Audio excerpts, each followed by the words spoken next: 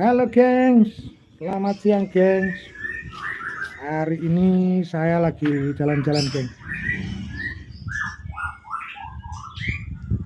Lagi jalan-jalan di suatu tempat gengs. Tuh, suasana persawahan yang asik gengs. Bikin kita syahdu pokoknya. Warna hijau bikin damai, tenang. Kalian lagi ngapain gengs?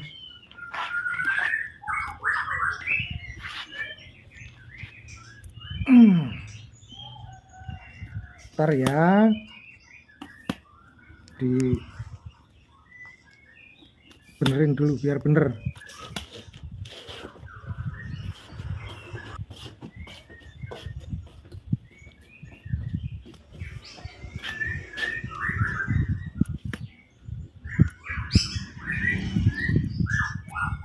Badhe istirahat, oh nggih monggo badhe istirahat. Saya lagi udah istirahat ini.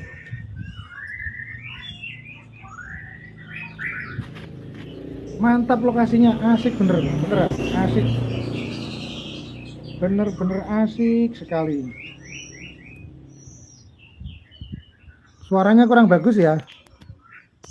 Ntar dibenerin dulu biar ada suaranya.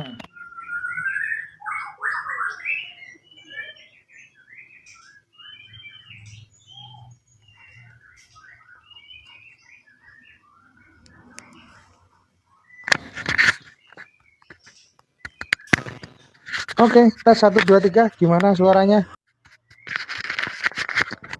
Udah mantap suaranya. Oke, siap. Kalau suaranya udah mantap, kita lanjutkan lagi. Kita bercerita tentang yang warnanya pink.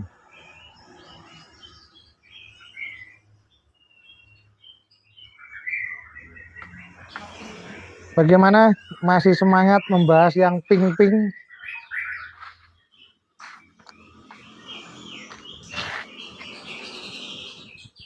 Gini agak bagus lah. Pencahayaannya dapat ya. Nggak terlalu kabur kena cahaya. Aduh. Ini order saya lagi nggak beres nih. Sorry ya.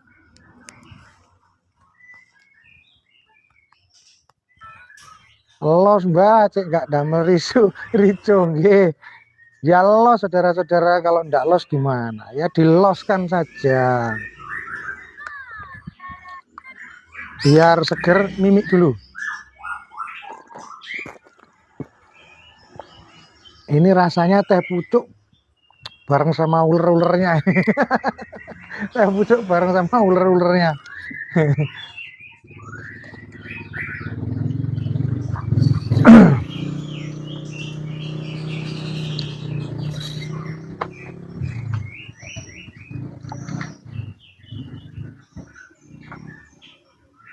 Tempatnya enak tapi Panasonic ya, kebetulan lagi Panasonic di sini. Panasonic banget. Kalau mau yang bagus lagi nih tak tunjukin guys, nih tempatnya bagus banget guys. Tuh tebingnya itu buat traveling ya. Itu buat traveling, naik ke sana terus ke puncak sana. Duh. Woi, asik di sini tuh. Ada tebing-tebingnya yang buat panjat tebing traveling. Dan sekali-kali kayak saran kalian, saya cari suasana yang fresh gitu ya. Ya, hari ini saya cari suasana yang fresh. Berubah backgroundnya kan gitu ya. Waalaikumsalam Mbak Ter Selesta.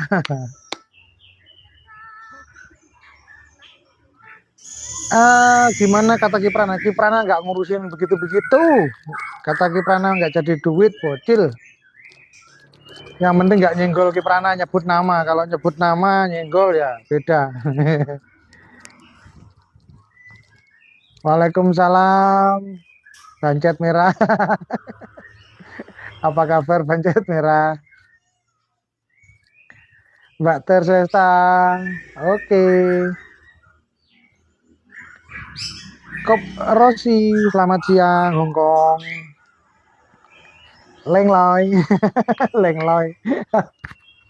Aku kalau ada lengloy ini anu apa? Seneng godain jadinya, godain lengloy.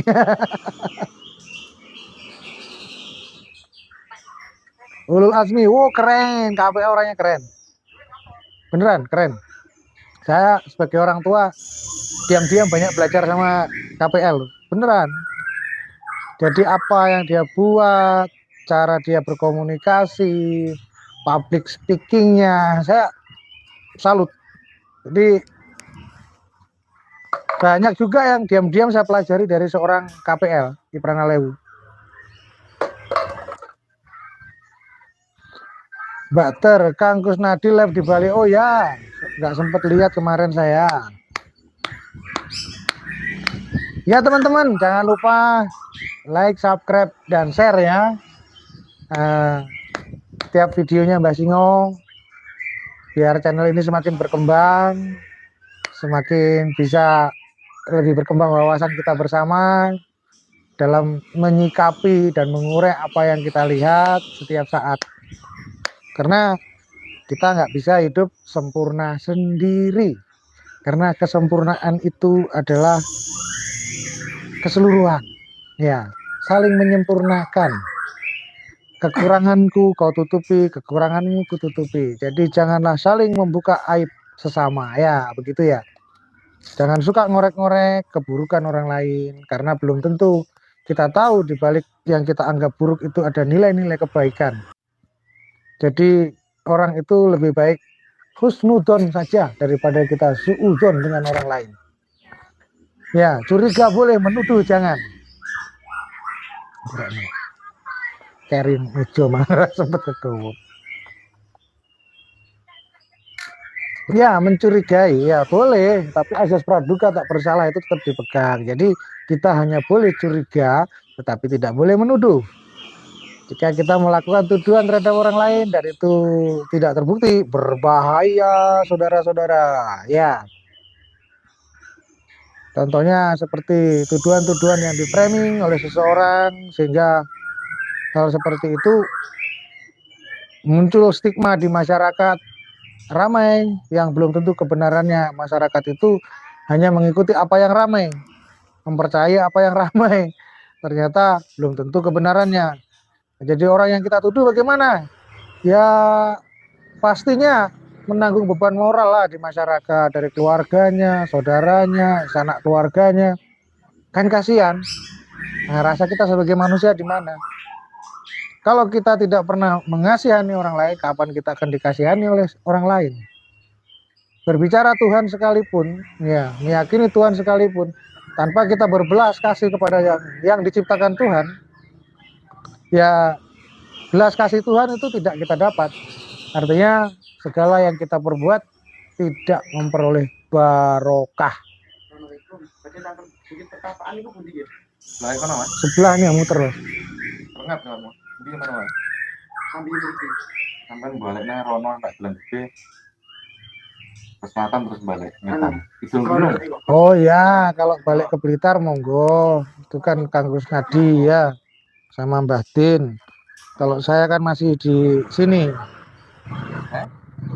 belum kemana-mana. Kontennya yang bolehnya neng mana? Di sini ya. Jalan Jawa. Sudah makan belum Mbak tengah hari? Ya sudah lah, masa belum makan? Coba.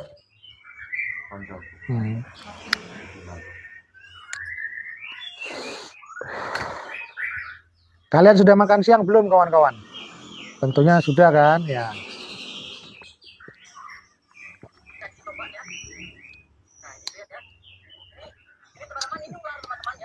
Apalagi yang harus kita bahas siang ini apa? Coba bikin satu pertanyaan yang kalian penasaran, kita urai bersama-sama ya, supaya kita lebih dekat lagi sebagai saudara ya, saudara-saudaraku semua yang baik hati, yang selalu berpikir positif dan menjadi orang yang cerdas. Monggo.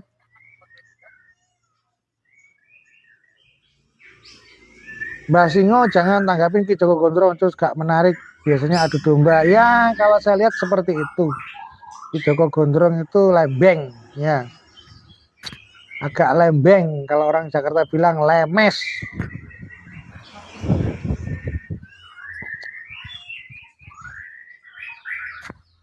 Jadi ya nggak saya tanggepin. Ya sudah, kita fokus dengan apa yang kita buat dalam channel kita ya. Bahas jeding Mbah Singo, enggak bahas jeding buat apa. Nah ini tanah Jawa ini saya kenal, ini tappingannya besar, ini siapa saya kenal, ini lembeng ini.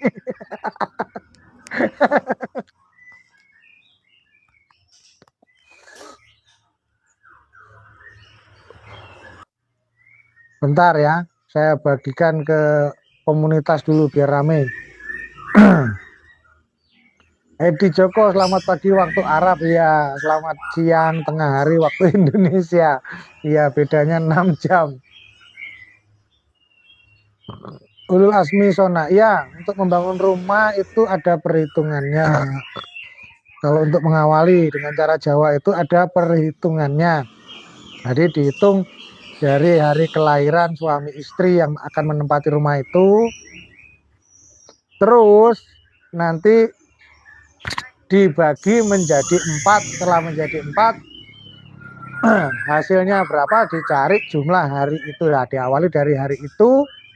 Dan kalau orang Jawa biasanya selamatannya apa saja. Terus ada yang namanya pendeman ya, dipendam di tanah pekarangan atau di tengah-tengah rumah itu apa. Dan itu kan tidak mungkin saya ngomong di sini. WA saja tuh nanti di deskripsi channel saya kan ada nomor WA-nya itu.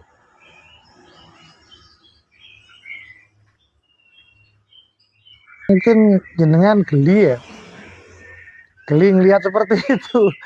Ya enggak apa-apa ya, mungkin punya perasaan berbeda ya, geli.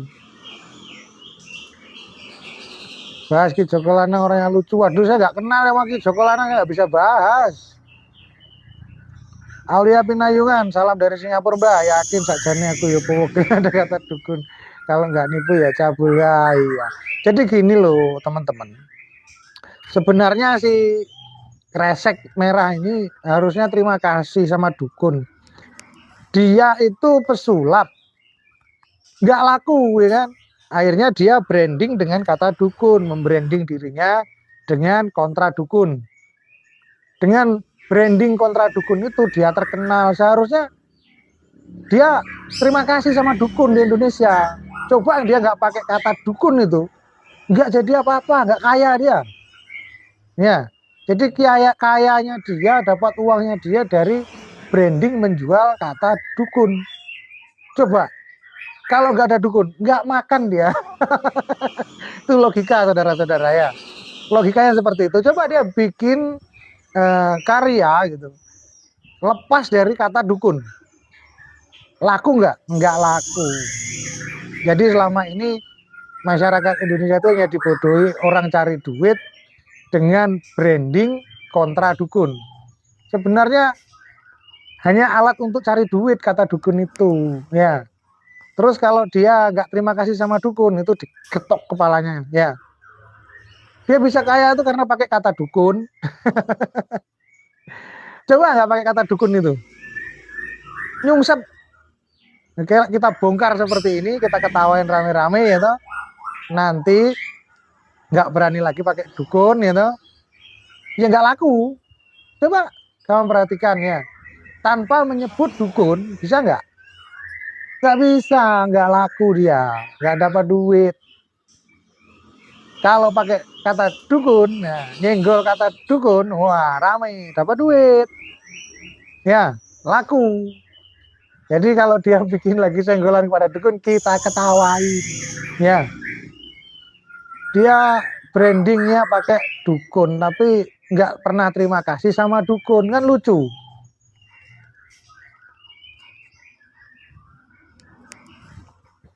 Nah, kalian selama ini nggak memperhatikan ke sana kan? Nah, saya jelaskan.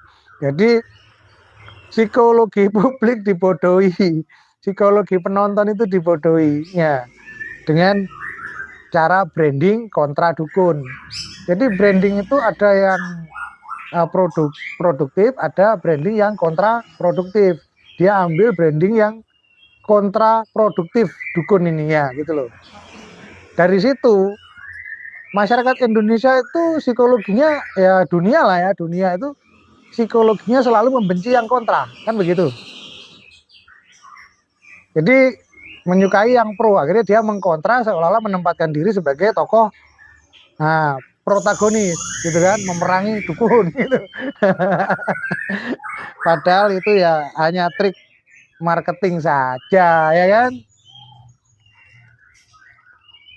Saya cuma pengen bahas hari ini tentang apa sih dukun berkedok agama. Sebenarnya itu tidak ada, itu hanya kata-kata yang dibuat jargon saja. Tidak ada dukun berkedok agama, karena agama itu adalah hak individu di setiap negara kita ini yang diatur oleh Undang-Undang Dasar 45 sesuai pasalnya ayat sekian-sekian. Bisa dibuka tentang kebebasan memeluk agama. Jadi orang beragama itu dilindungi undang-undang di negara ini. Jadi kalau ada orang katakan dukun berkedok agama, itu keliru. Kenapa? Nah kan itu menjadi hak setiap warga negara untuk beragama. Kalau warga negara nggak boleh beragama, nah sedangkan dukun itu kan wajib beragama. Kalau dukun nggak beragama nanti dikira orang ateis. Nah, ini kan penggiringan opini yang berbahaya yang diucapkan oleh anak kecil. Nah, kalau masyarakat Indonesia ini percaya, mau jadi apa Indonesia ini? Ya, hanya dibodohi oleh ucapan anak kecil yang tidak bertanggung jawab.